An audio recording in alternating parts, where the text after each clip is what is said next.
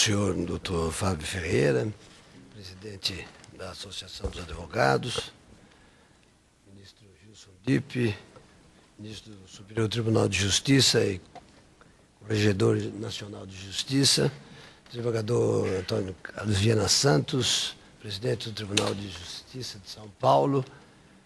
em nome de quem eu peço licença para saudar todos os demais componentes da mesa, as autoridades presentes, entre as quais um ex-governador, ex-procurador-geral da Justiça, ex-deputado, que nos dá a honra de ter comparecido aqui, e os membros da diretoria do Instituto Vinus Nunes Leal e de outros organismos importantes aí do mundo jurídico, senhoras e senhores advogados. Eu queria, em primeiro lugar, dizer da honra que tenho de tornar a comparecer a esta casa, que de algum modo, por excesso de pretensão minha, de algum modo eu digo que também é minha, porque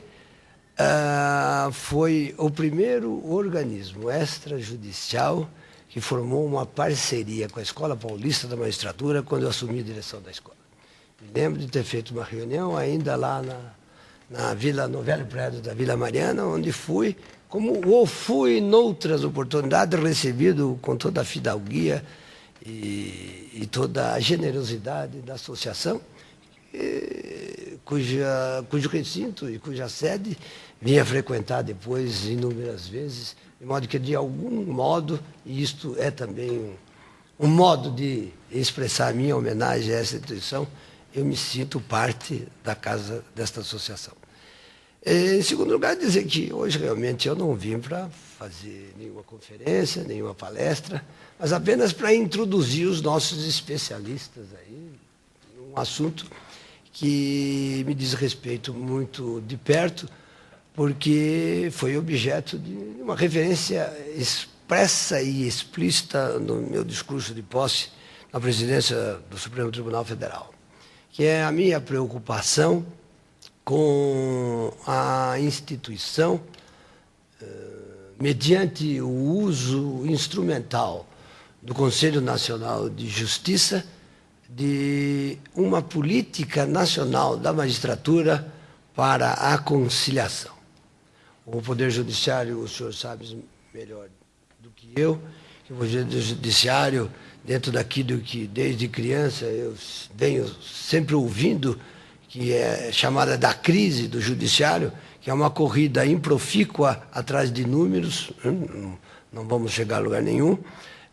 se defronta com essa dificuldade básica de não poder responder às demandas da sociedade em relação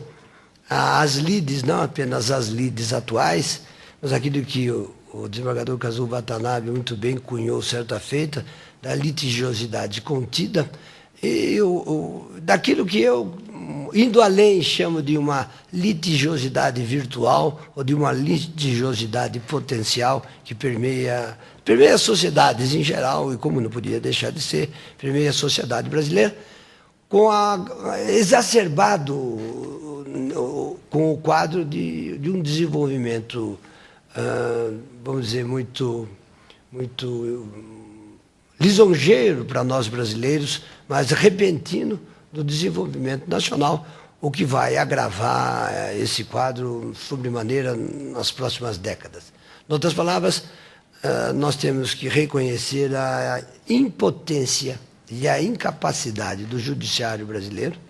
de responder a essas demandas na sua concepção atual. Eu estou querendo dizer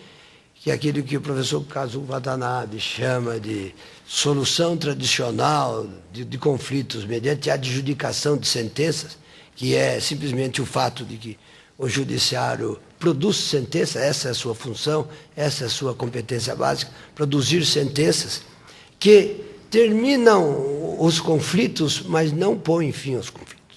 Na verdade, as sentenças transitadas em julgado, com coisa julgada material, na verdade, põem termo,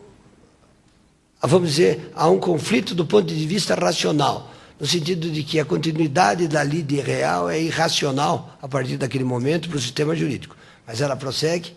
e o fracasso das decisões como fonte de produção de efeitos psicológicos e de efeitos sociais, está atestada no número das execuções da sentença, das execuções forçadas de sentenças. Ao passo que hoje há estatísticas confiáveis nesse sentido, mostram que as soluções negociadas, as soluções acordadas pelos próprios sujeitos dos conflitos, levam a um número absolutamente irrelevante de descumprimento de acordos com que se põe termo a esses conflitos. Mas o que eu estou querendo tornar mais explícito é que nós, se a sociedade brasileira, que tem acesso ao judiciário numa pequena faixa, exprimida entre as classes mais poderosas do ponto de vista econômico e entre as classes mais pobres, é uma pequena faixa. Eu não seria capaz de quantificar, mas a mim me parece que não chega a 20% da população brasileira. Já mostra um fracasso do judiciário no exercício da sua função de resolver conflito. Na verdade, as classes mais altas, incluídas aí as grandes empresas, etc., não veem o judiciário, sobretudo as grandes empresas, etc., recorrem à arbitragem, etc., etc., e as razões disso não estão apenas na impossibilidade, na incapacidade do judiciário, mas em outras razões, mas enfim, é um dado objetivo. Segundo, que as classes menos favorecidas, essas não veem, por uma série de outros fatores, desde a ignorância dos seus próprios direitos até a impossibilidade econômica de recorrer a advogados ou recorrer a defensorias públicas que são ainda extremamente precárias no Brasil. E eu já afirmei certa feita, deste ponto de vista, o Poder Judiciário de vez em quando me dá a impressão que vive na ilha da fantasia. Ele parece que atende a toda a sociedade e, na verdade, atende a uma parcela mínima da sociedade. Mas, supondo-se que a sociedade toda pudesse acorrer ao judiciário, portanto, invocando as garantias constitucionais ou a garantia constitucionais da universalidade da jurisdição, nós teríamos simplesmente um caos, porque o Poder Judiciário hoje não teria nenhuma possibilidade, nenhuma capacidade para responder a essa demanda, seja por falta de recursos materiais, seja por falta de recursos humanos.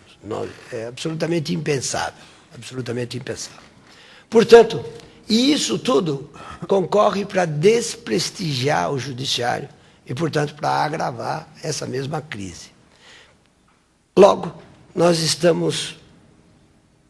há muito tempo, pelo menos agora, no momento de a gente começar a pensar em termos de judiciário, de soluções alternativas. Ou seja, reconhecendo essa incapacidade do judiciário de resolver os conflitos pelos meios tradicionais, de pensar como, instituindo uma política para a magistratura, que essa é a grande função do Conselho Nacional de Justiça, criar, em primeiro lugar, produzir, em primeiro lugar, uma mudança de mentalidade no próprio judiciário, para assumir como tarefa sua e de modo alternativo a sua competência tradicional no exercício da jurisdição, assumir os chamados meios alternativos de resolução de conflitos.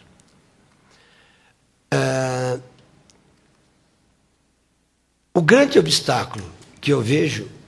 nisso, e agora faço uma referência, o professor Casulo lembra-se muito bem, desde o tempo que era juiz de família aqui, estávamos sempre interessados em tentar resolver o uso desses recursos alternativos. Estávamos para fazer, eu não fiz, mas o professor Casulo e outros profissionais fizeram viagens ao exterior, tivemos na Califórnia, vendo a experiência norte-americana dos meios alternativos, na Argentina, e etc., etc. Estivemos sempre preocupados em tentar resolver isso. E com que esbarramos? Em primeiro lugar, com a mentalidade dos juízes, que, não por culpa, eu aqui não responsabilizo os juízes como tais, mas vamos dizer, por uma falta de concepção ou de uma preparação mais adequada, acabam pensando que o recurso a esses meios alternativos por parte do judiciário, sobretudo por parte do juiz, é uma atividade secundária, é uma atividade, de certo modo, degradada, quando, na verdade, todos nós sabemos que não é. Então, mudar a mentalidade dos juízes a respeito do uso desses meios alternativos, que a gente coloca sob o título genérico de conciliação, mas que envolve também outras alternativas. Então, mudar isso